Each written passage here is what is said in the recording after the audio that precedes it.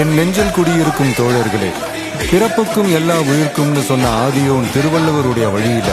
நம்முடைய தமிழக வெற்றி கழகத்தின் கொள்கை தலைவர்களால் பகுத்தறிவு பகலவன் தந்தை பெரியாரையும், பார்போற்றும் பெருந்தலைவர் காமராஜரையும், அரசியல் சட்ட மாமேதை டாக்டர் அம்பேத்கரையும்,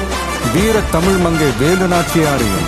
மக்கள் சேவகர் அஞ்சலை அம்மாளையும் நம்முடைய அரசியல் வழிகாட்டிகளாய் ஏற்று சாதி மத பாலின பாகுபாடு இல்லாத சமத்துவ சமுதாயத்தை உண்டாக்க மதச்சார்பற்ற சமூக நீதி கொள்கைகள், அதாவது செக்யூலர் சோஷியல் ஜஸ்டிஸ் ஐடியாலஜிஸோட நம்ம தமிழக வெற்றி கழகத்தின் வழியா உங்களுக்காக உழைக்கணும்னு நான் வரேன்.